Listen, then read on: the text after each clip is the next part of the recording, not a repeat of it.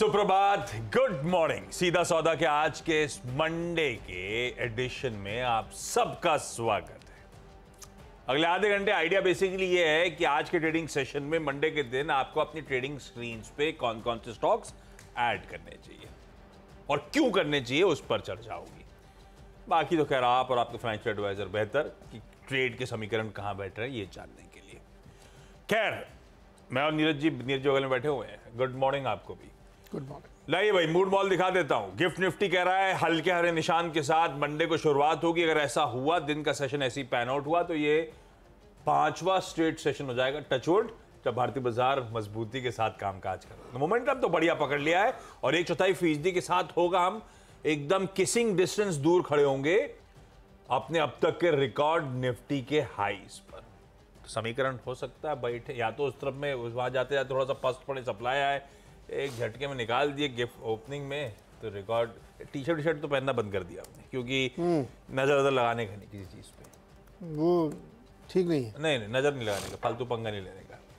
वैसे ही आप लोग के जोक में सीएनबीसी बदलाम रहता है, टी शर्ट पहने हाई नहीं लगा, तो ये अपन ने बंद कर दिया है। ये है समीकरण। मैच 86 अंक दूर हैं अब तक फ्राइडे की क्लोज से रिकॉर्ड उच्चतम स्तरों पे। लाइए, पिच, ग्राउंड, स्टेडियम, पब्लिक, बादल छट गया हो तो बादल के बिल, बादल छटते ही नहीं है वाली पिच के। क्या चुना है डॉक्टर साहब ने आज? डॉक्टर साहब गजब है। पिछली बार खूब हरी पिच हो, क्या हरी डाली थी जब एकदम सख्त मामला था, आज ऐसी सख्त डाली है। थोड़ा थोड़ा यूएस के बाजार दबाव में थे, लगता है इनकी सुबह की कमेंट्री सुन ली डॉक्टर साहब ने। ये सख्त क्यों दिख रही है? डॉक्टर साहब सही है एक्चुअली। हाँ। जब मंडे और ट्यूसडे पिछले हफ्ते अपना मार्केट गिरा था तो यूएस ऊपर था। हाँ। जब यूएस गिरा तो हम ऊपर थे। हाँ। अब वो गिरे तो आज हम ऊपर रहेंगे, तो पिच सही उस हिसाब से। लो भैया, वो दिमाग लगाते हैं बहुत ज्यादा। दिमाग लगा के उन्होंने हमारे बढ़ाई के पैसे तो वैसे ही बचा लिए थे ही नहीं रहे। तो उधर गिरेगा तो इधर चलेगा आज। ये देखिए पीछे बड़ी स्क्रीन में आ गया निफ्टी 50। ये है फ्राइडे का मूड। कैसा है? मूड ठीक है, मूड में कोई दिक्कत नहीं है। यूएस में हाँ ठीक है, इन्फ्लेशन का नंबर आया था होलसेल वाला, बढ़ के आया है, काफ़ी बढ़ के आया है, और कोर वाला भी बहुत बढ़ के आया है। सर्विसेज के, वैसे भी सर्विसेज की प्राइस कभी नीचे आते नहीं हैं, तो वो थोड़ा सा एक चिंता की बात थी वहाँ पे, इसलिए मार्केट थोड़ा नीचे आया। लेकिन बहुत रेजिलिएंट था, अच्छे रिजल्ट्स ने मार्केट को दमदार तरीके से वहाँ पे रोक के रखा है। गोल्डमैन सैक्स ने तो टारगेट बढ़ा दिया है। तो जैसे इंट्राडे में कोई खबर आती है, नी जर्क रिएक्शन एक होता है, एग्जैक्टली वैसा ही था। ऐसी कोई बहुत बड़ी चिंता की बात नहीं है, क्योंकि आप चार्ट देखो तो आपको लगेगा अगर इन्फ्लेशन ही असली रीज़न था तो शुरू से ही गिरना चाहिए था, वो तो आखिरी के 1-1.5 घंटे में गिरा है। तो बहुत बड़ी मुझे तो कोई वहाँ पे दिक्कत दिख नहीं रही है, बावजूद इसके कि क्रूड भी बहुत ऊपर है और सब कुछ है, बट एवरीथिंग इज़ डिस्काउंटेड। अभी देखना होगा कि आगे मार्केट कैसे बिहेव करता है, लेकिन मोमेंटम स्ट्रॉन्ग है, स्ट्रेंथ है वहाँ पर, और हम लोग वैसे ही अपने आप ही रिएक्ट कर रहे हैं।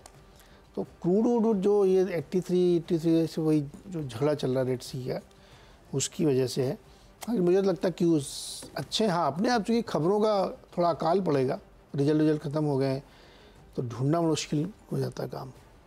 कैसे ढूंढो खबर? कुछ नहीं, मिलती हैं स्टॉक मार्केट में, टकाटक होता है, बस थोड़ी मेहनत ज़्यादा होने लगती है।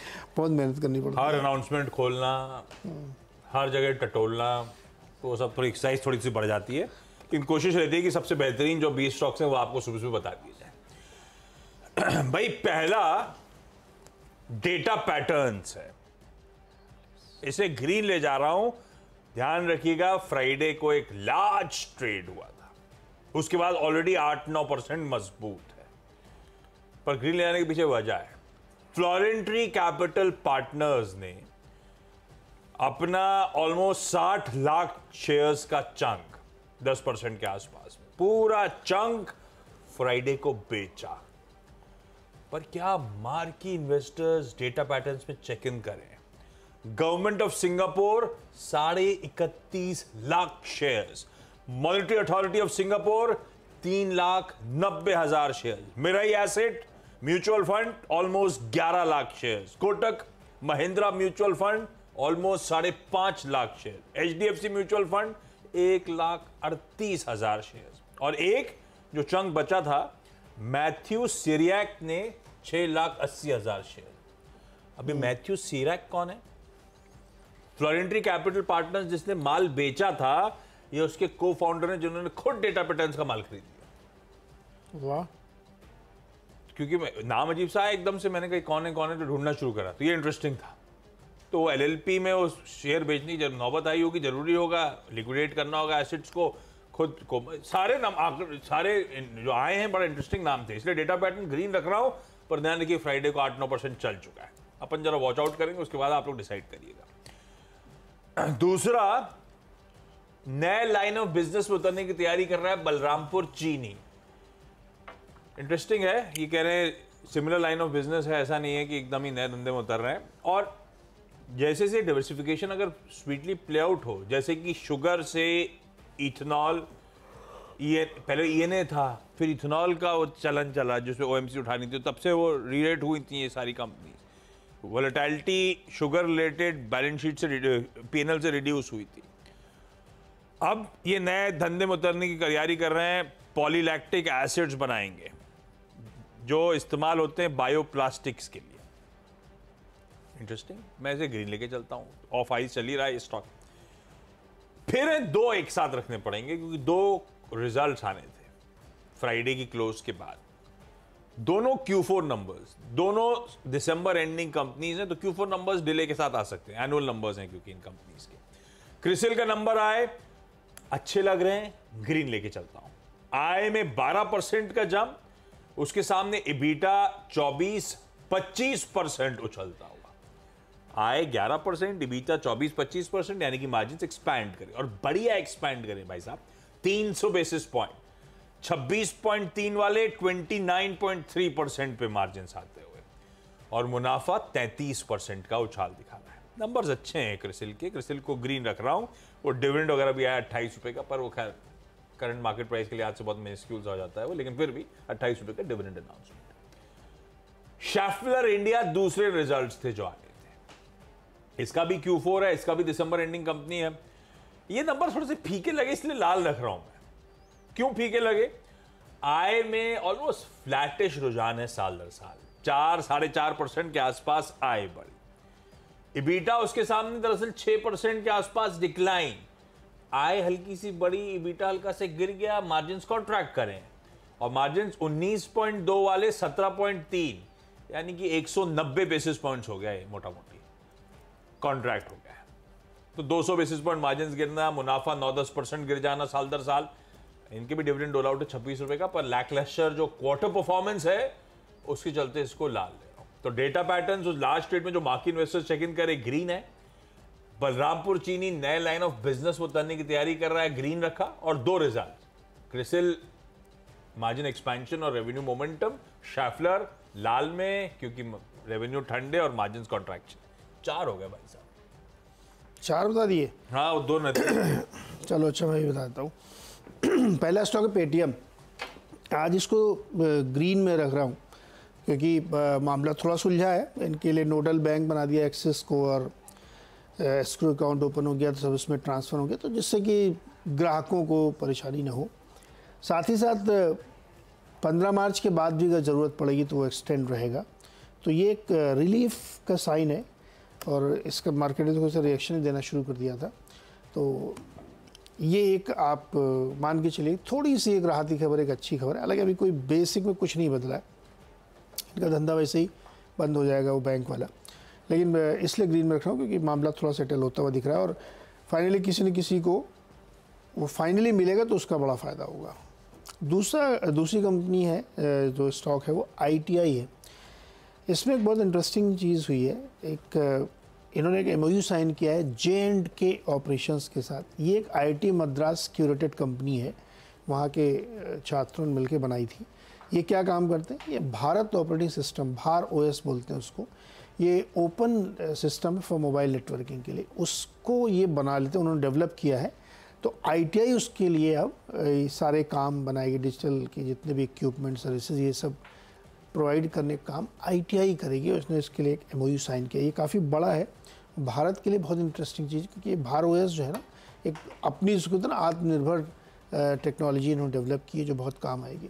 तो ITI को चूँकि इसका कामकाज मिला है, और वो भी चूँकि IIT मद्रास क्यूरेटेड है, तो काफ़ी पॉजिटिव खबर है ITI के लिए।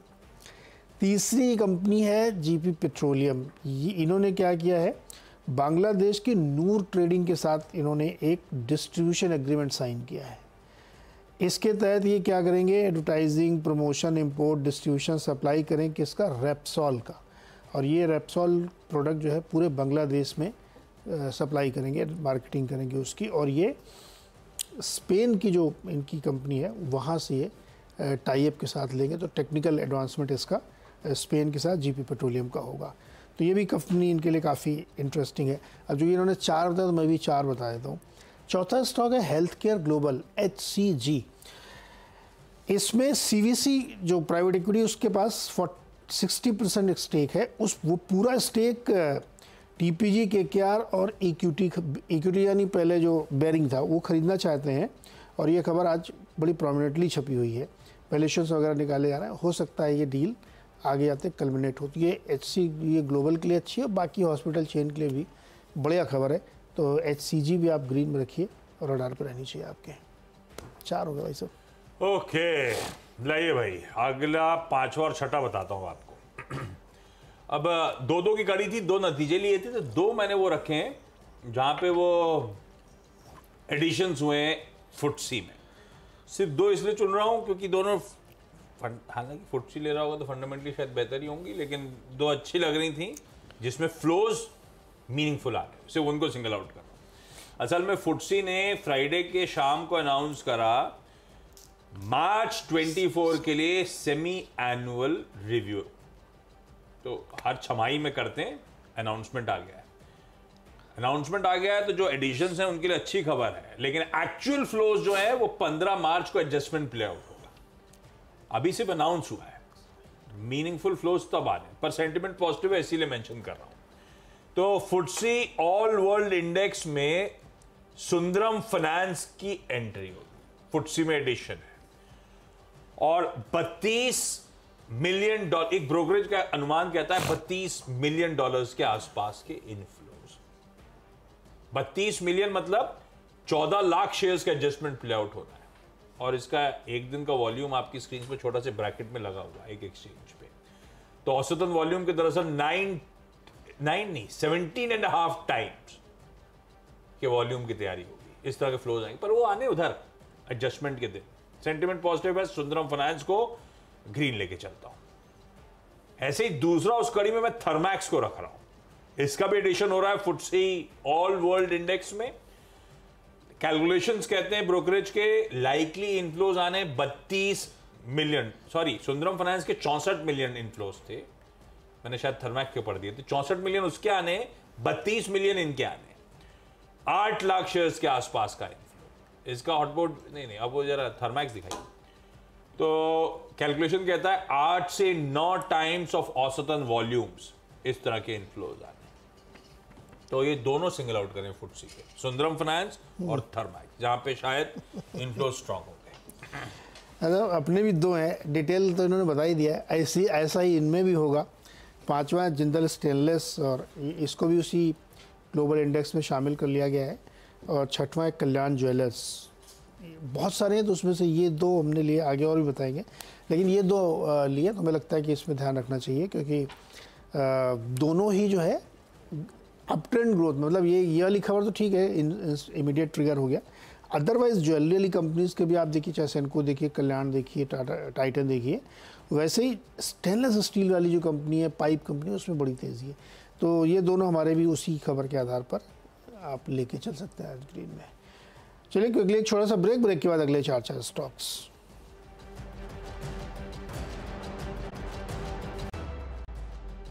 स्वागत एक बार फिर से आपका, और अगले 4 स्टॉक्स में 2 तो और उसी से क्रम में जोड़ लीजिए आप, पूनावाला फिनकॉर्प और सुज़लॉन, जो FTSE के ग्लोबल वर्ल्ड इंडेक्स में शामिल किए गए हैं। सब बहुत सारे हैं, तो उसमें से ये 2 भी हैं, पूनावाला और सुज़लॉन। 9th स्टॉक है यूरेका फॉर्ब्स, और इसमें ग्रीन रखा है इसको मैंने, क्योंकि इसमें एक रिपोर्ट आई है कोटक इंस्टीट्यूशनल इक्विटीज़ की।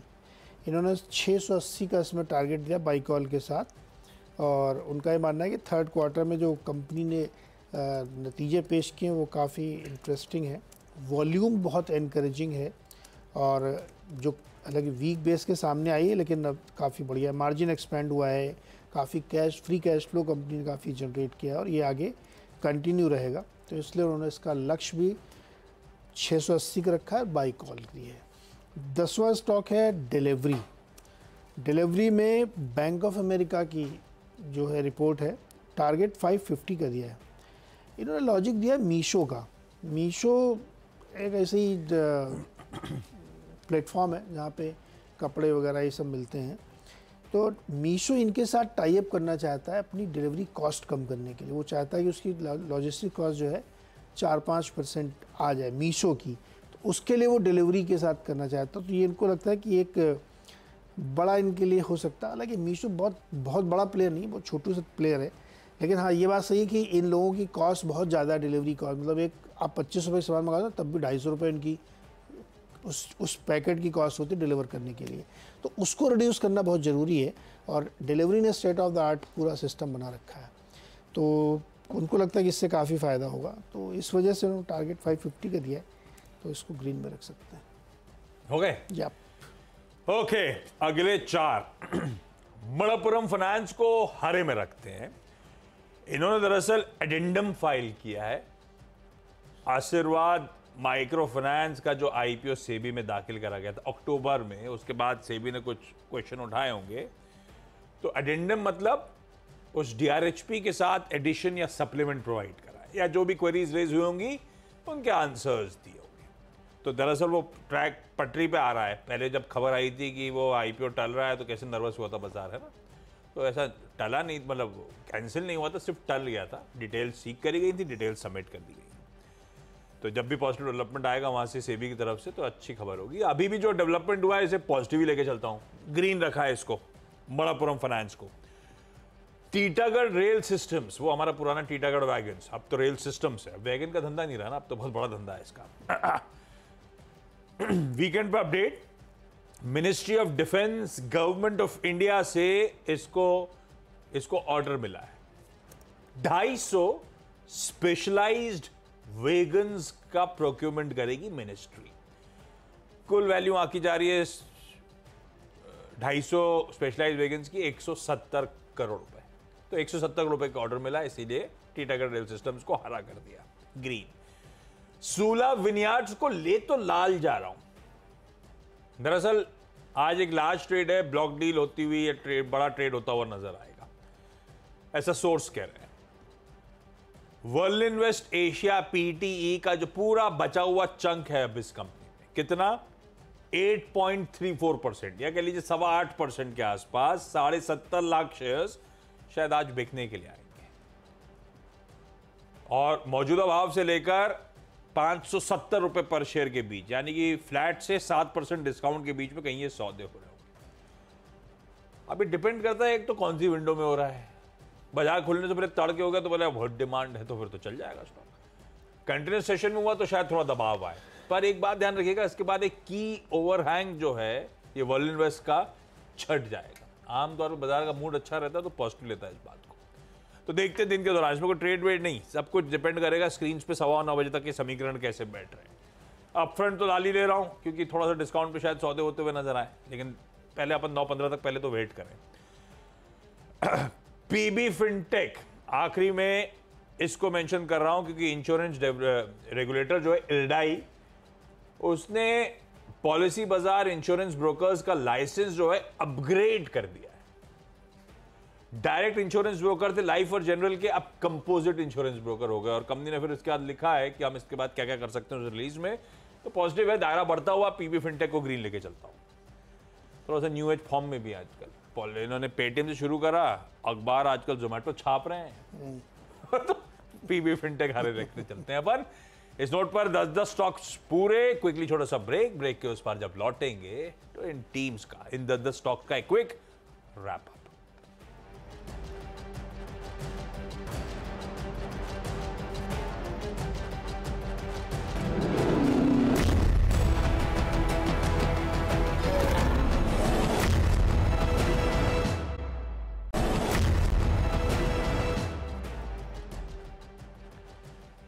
ब्रेक के बाद आप सबका स्वागत है। सोमवार के दिन की 10-10 की सीधा सौदा की टीम सब आपकी स्क्रीन पर। Data patterns, large trade Friday को और उसमें मार्की इन्वेस्टर्स चेक इन हो रहे हैं, इसीलिए ग्रीन रखा है। पर ध्यान रखिए फ्राइडे को ऑलरेडी 8-9% चढ़ा हुआ है। बलरामपुर चीनी एक नए लाइन ऑफ बिजनेस में उतर रही है, इसीलिए ग्रीन। 2 रिजल्ट्स Q4 के आए। क्रिसिल अच्छे लग रहे हैं, मार्जिन में 300 बेसिस पॉइंट की बढ़त। शैफलर पस्त लग रहे हैं और मार्जिन में 190 बेसिस पॉइंट्स का डिक्लाइन। तो एक हरा एक लाल। फुटसे एडिशंस अनाउंस हुए हैं, जिसमें मीनिंगफुल इनफ्लोज आने 2 स्टॉक्स वो रह के चल रहा हूं। ये एडजस्टमेंट्स दरअसल 15 मार्च को इफेक्टिव होंगे। आज सेंटिमेंट पॉजिटिव के तौर पे देखते हैं। सुंदरम फाइनेंस और थर्मैक्स। मणप्पुरम ने एडेंडम फाइल कर दिए, यानी कि जो एडिशनल रिक्वायरमेंट होगी वो सप्लीमेंट्स फाइल कर दिए अपने डीआरएचपी के साथ। तो एक स्टेप और आगे बढ़ते हुए आशीर्वाद के आईपीओ को लेकर फंस गया था बीच में। टीटागढ़ रेल सिस्टम्स को ऑर्डर मिला 170 करोड़ रुपए का मिनिस्ट्री ऑफ डिफेंस से। सूला विंडयार्ड में लार्ज ट्रेड है, पर ध्यान रखिएगा अभी अपन से वॉच करेंगे किस ब्लॉक किस विंडो पे ट्रेड होता है। एक तो बड़ा ओवरहैंग जो है वो खत्म होगा, वो इन्वेस्टर्स 8-8.5% का बचा हुआ पूरा चंक बेच रहा होगा, तो जरा सा वॉच आउट करने वाला। शुरुआत में लाल रख देता हूं। और पीबी फिनटेक के एडाई ने इसके आर्म के लाइसेंस को अपग्रेड कर दिया, इसीलिए ग्रीन ले लिया। ओके पहला पेटीएम रखिए ग्रीन में। एक्सिस बैंक को दे दिया गया है, इनका नोडल बना दिया गया, तो एक अच्छी खबर है। और साथ ही 15 मार्च के आगे भी एक्सटेंड हो जाएगा अगर ज़रूरत लगेगी तो। आईटीआई को इन्होंने एक टाई अप कर लिया है J&K ऑपरेशंस के साथ, जो भारत ऑपरेटिंग सिस्टम बनाएंगे। जी पेट्रोलियम ने बांग्लादेश की नूर ट्रेडिंग कंपनी के साथ पूरे देश में टाई अप किया है मार्केटिंग और डिस्ट्रीब्यूशन का। हेल्थ केयर ग्लोबल में मेजॉरिटी स्टेक बिकने की बात है, कई सारे पी फंड की नाम चल रहे हैं इसमें। जिंदल स्टेनलेस, कल्याण, पूनावाला, सुजलॉन, ये सब फुटसी के एडिशन में शामिल हो गए हैं। यूरेका फॉर्ब्स पे कोटक की रिपोर्ट है बाई कॉल के साथ, और डिलीवरी पे भी बैंक ऑफ अमेरिका के सिक्योरिटीज़ की बाई कॉल है।